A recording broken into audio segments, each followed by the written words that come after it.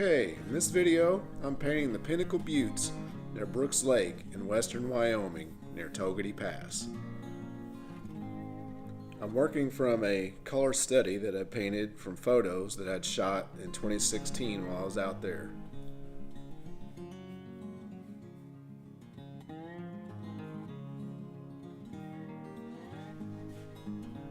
Okay, after I got the sketch done with some transparent red oxide, I'm blocking in the dark value shapes just quickly with a mixture of ultramarine blue, cad red light, cad yellow medium, a little dab of white, and keep knocking it down and bluing it and lightening the value as I go back in the distant trees. Here I'm working on the distant mountain, putting the shadow shapes in. Ultramarine blue and alizarin crimson and white with maybe a little touch of transparent red oxide to gray it out a little bit. Don't want the distant colors to be too saturated and too purple, too pretty for that distant. Here I am adding the warms in that distant mountain. Of course, when I say warm, it's relative to what it's next to.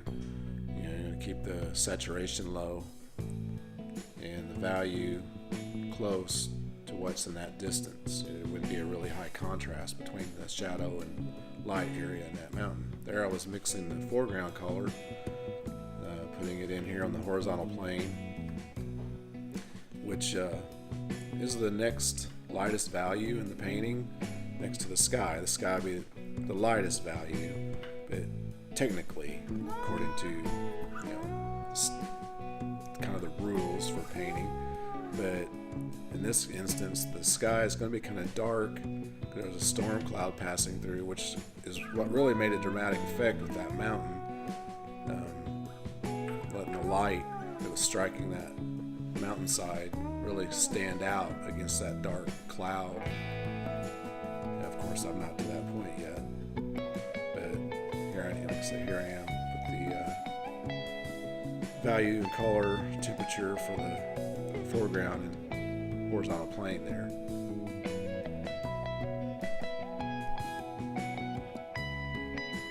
Here I am adding some shadow color along the edge of that forest line leading back into the distance. Like I said, this is still rough in stage, so nothing that's concrete or set in stone. Just getting it close. Come back, as they refine it later in the shapes to make it appear more like a grove of pine trees.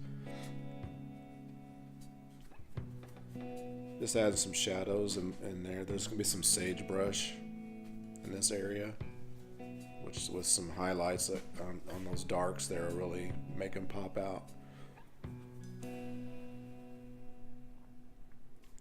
And you can see the back of my head here.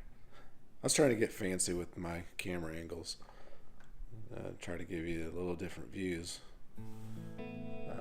Working on the sky here.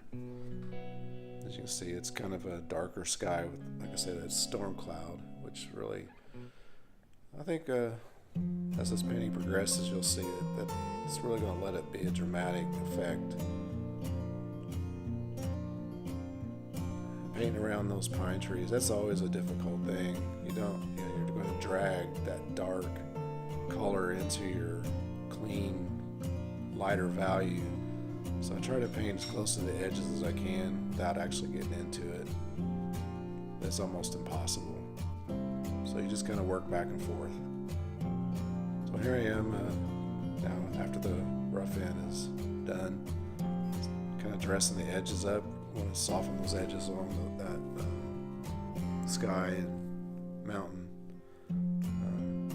Really gives a good sense of the atmosphere.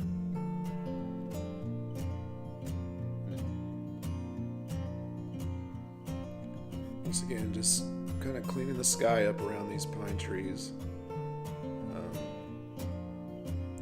The edges can really get out of control there, so just take your time and try not to make too big of a mess.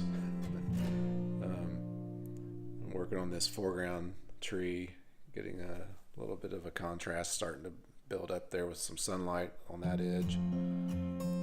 The background here on that sunlit side of the mountain where there's still the tree line going up there.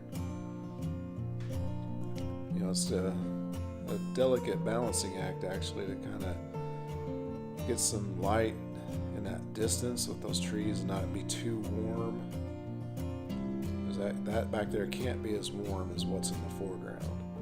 So, and then of course there's this higher value contrast in that area. Here working on the mountain and shadow and light, just kind of going back and forth, trying to really get that atmospherics. I mean, that's what really makes that painting really really nice, that dramatic effect. Adding the light there. Of course, that light can't be as light as what's going to be the main player there, that larger shape of rock there.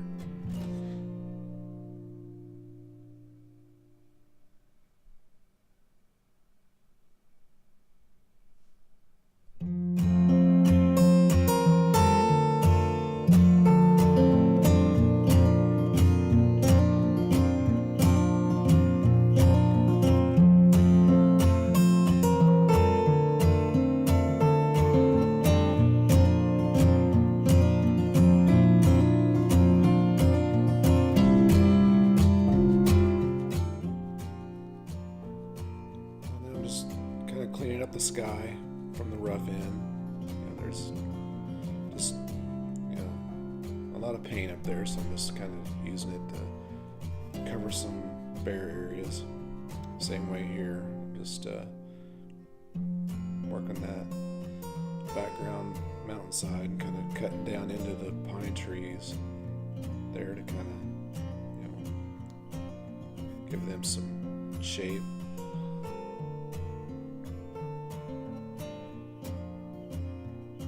Just holding it's a flat number 4, I believe. Yeah, number 4 flat.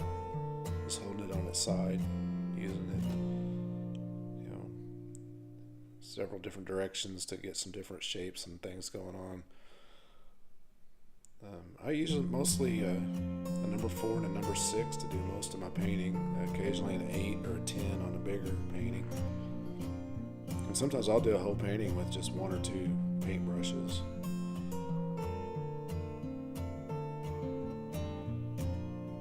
Just kind of adding some variety and shadow shapes and going back and forth once again with some shadow shapes and value, and then some light shapes and value.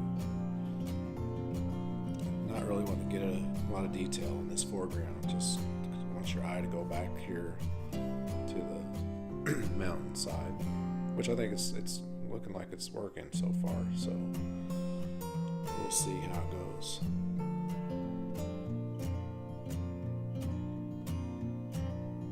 At this point, I'm going to stop for the night and work on this again tomorrow. Thanks for tuning in.